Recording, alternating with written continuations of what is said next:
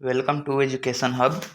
आज हम आपको क्लास 10th विद्युत धारा जो कि इलेक्ट्रिक करंट का ऑब्जेक्टिव प्रश्न जो कि बहुत महत्वपूर्ण है बताने वाले हैं।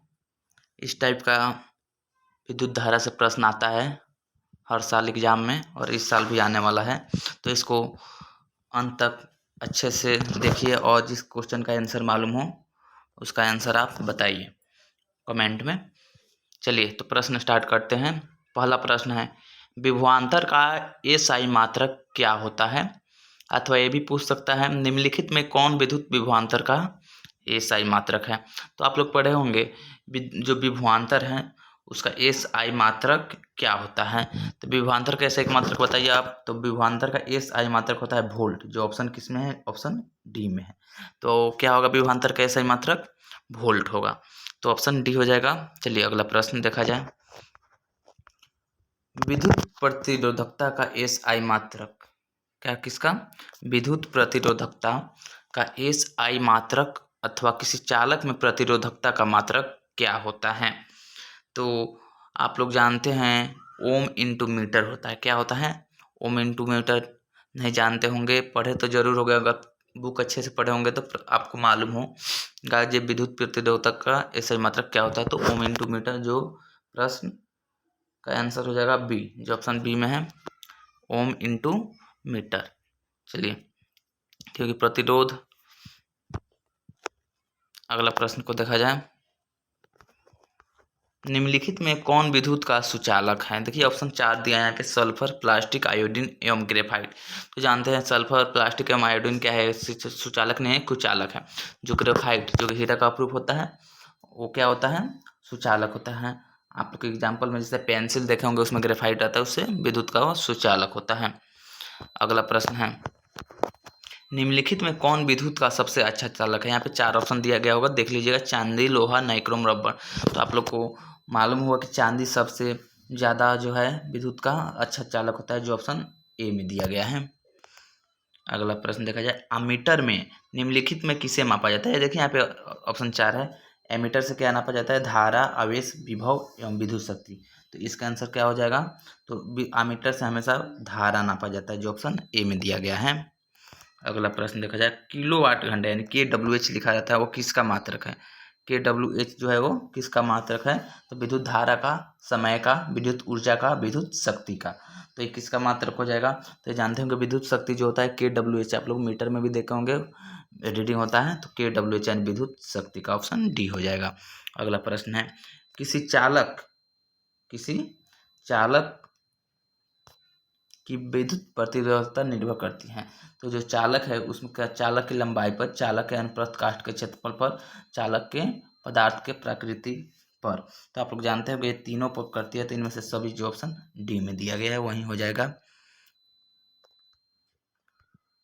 आवेश का एसआई मात्रक क्या होता है? ये तो 9th में भी आप लोग पढ़े होंगे, आवेश का एसआई मात्रक क्या होता है। तो बताइए आवेश का एसआई मात्रक क्या होता है? तो आवेश का एसआई मात्रक होता है कूलम। क्या होता है? कूलम। क्या होता है? आवेश का एसआई मात्रक होता है कूलम, जो ऑप्शन डी में दिया गया है। चलिए अगला प्रश्न देखा जाए। विद्युत ऊर्जा का व्यापारिक मात्रक क्या है? यहाँ पे पूछ रहा है विद्युत ऊर्जा का व्यापारिक मात्रक क्या होता है। तो विद्युत ऊर्जा का व्यापारिक मतलब आप जानते हो कि विद्युत जो होता है हम लोग के घरों में वो क्या चीज़ में नापा जाता है? तो यूनिट में, जो ऑप्शन सी में दिया गया है। अगला प्रश्न है, इनमें से कौन सा पद विद्युत परिपथ में विद्युत शक्ति को निरूपण करता है? तो यहाँ पे विद्युत शक्ति का फार्मूला कौन सा होता है? तो आप लोग विद्युत P बराबर I² फार्मूला पढ़े होंगे, जो ऑप्शन पहला में, ऑप्शन ए में ही दिया गया है। तो विद्युत शक्ति का फार्मूला I²। अगला प्रश्न देखा जाए, समानांतर क्रम में संयोजित प्रतिरोध की संख्या घटने के उपरांत संयोजित प्रतिरोधों का कुल प्रतिरोध क्या होता है? जब यानी प्रतिरोध हम घटाएंगे तो क्या होगा? समानांतर क्रम में घटेगा, बढ़ेगा, अपवर्तित नहीं रहेगा, इनमें से कोई नहीं। तो आप लोग जानते होंगे जब हम घटाएंगे तो क्या होगा? बढ़ेगा, ऑप्शन ए में। चलिए अगला प्रश्न देखा जाए, क्योंकि वो रेसिप्रोकल होता है। चालक का प्रतिरोध निर्भर नहीं होता करता है। चालक का प्रतिरोध किस पर निर्भर है? चालक की लंबाई पर, चालक के अनुप्रस्थ काष्ठ के क्षेत्रफल पर, चालक के तापमान पर, चालक में प्रवाहित विद्युत धारा पर। तो इनमें से कौन है? तो चालक के जो प्रवाहित विद्युत धारा है उस पर निर्भर नहीं करता है, जो ऑप्शन डी में है। अगला प्रश्न है, आर प्रतिरोध वाले प्रतिरोध के सिरों के बीच विभवांतर भी और प्रतिरोध से होकर प्रवाहित होने वाली धारा आई के बीच में किस युक्ति का संबंध होता है? तो यहाँ पे 4 ऑप्शन दिया गया है। देखिए इसमें क्या होता है, V इंटू आई बराबर आर, V इंटू आर बराबर आई, और C बराबर V इंटू वी बटा आई, और डी में है आई बटा वी बराबर आर। तो इसमें से कौन सा ऑप्शन होगा, आप लोग बताइए। तो आप लोग पढ़े होंगे, आप लोग को हम क्लास में ये बताया था जब V बराबर आई आर, क्या लिखा था, V बराबर आई आर, ओम के नियम से भीर। तो देखिए इसमें V बराबर आई आर कहीं होगा ही, तो V बराबर आई आर नहीं है, तो R बराबर V बटा आई तो होगा। तो ऑप्शन सी में दिया है R बराबर V बटा, इधर आएगा तो ये बट्टा में हो जाएगा। चलिए अगला प्रश्न देखा जाए। एक एमीटर प्रेशर रेंज 0.3 एम्पियर है। इस एमीटर्स के स्केल पर डिवीजनों की संख्या 30 है। इस एमीटर का अल्पमापांक क्या होता है? यानी सबसे कम काउंट कितना होता है? तो बताइए इसका आंसर क्या हो जाएगा। तो इसका आंसर क्या होगा? तो इसका आंसर हो जाएगा 100 एम्पियर, जो ऑप्शन ए में है। क्या है? ऑप्शन ए में है 100 एम्पियर।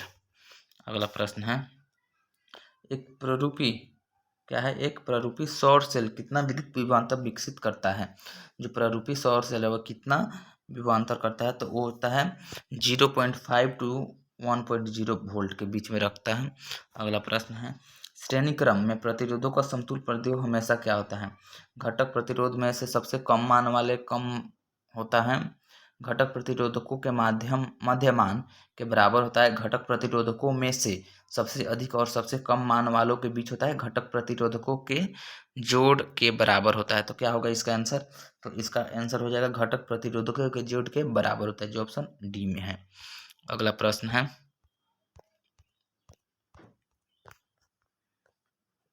भारत में उत्पादित प्रतिवर्ती धारा की आवृत्ति होती है। यानी हमारे जो भारत है उसमें प्रतिवर्ती धारा जो आता है, यानी कि अल्टरनेटिंग करंट AC, उसमें उसकी आवृत्ति यानी फ्रिक्वेंसी क्या होती है? तो इसकी फ्रिक्वेंसी होता है 50 हर्ज। क्या होती है? और जो ऑप्शन ए में है 50 हर्ज। अगला प्रश्न देखा जाए,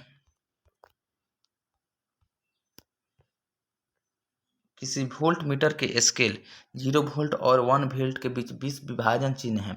इस वोल्ट मीटर का अल्प माप क्या होगा? यानी सबसे कम वो कितना मापेगा? अल्प मापांक, यानी इसका हो जाए 0.05 वोल्ट। ऐसा माइक्रो एम्पियर विद्युत धारा निम्नलिखित में से कौन सी है? इसमें एक माइक्रो एम्पियर यानी विद्युत धारा निम्नलिखित में से कौन सी है? 4 ऑप्शन दिया गया है। इसका देखिए कौन होगा। तो 10 के पावर माइनस 6 एम्पियर, जो ऑप्शन सी में होता है। आप लोग अगर जिसमें डाउट होगा वो कमेंट कर सकते हैं कैसे हुआ।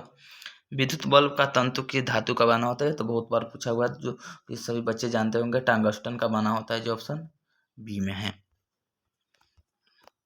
अगला प्रश्न है, ताप बढ़ने पर चालक का प्रतिरोध क्या होता है? तो ताप बढ़ने पर जो ताप बढ़ता है तो चालक का प्रतिरोध भी बढ़ता है, जो कि ऑप्शन ए में दिया गया है।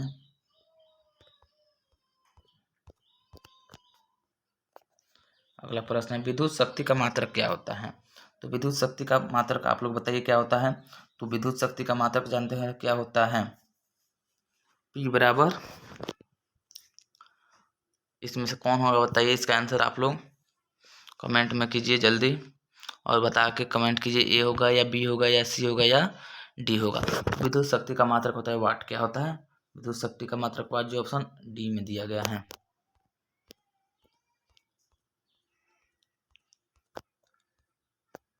अगला प्रश्न देखा जाए, बैटरी किस प्रकार की धारा प्राप्त होती है? तो हमेशा बताते हैं डायरेक्ट, जो बैटरी होता है डायरेक्ट करंट यानी डिस्ट धारा प्रवाह होता है, जो ऑप्शन ए में है। और जो हमारे घर में होती है ए प्रतिवर्ती धारा होती है। 1 वोल्ट कहलाता है। 1 वोल्ट कितना कहा जाता है? जो 1 वोल्ट होता है 1 जूल पर कूलम को कहा जाता है, जो ऑप्शन बी में है। तो ऐसे ही जरूरी प्रश्न ऑब्जेक्टिव का देखने के लिए हमारे चैनल को सब्सक्राइब करें और इस वीडियो को लाइक करें और अपने दोस्तों के पास शेयर करें।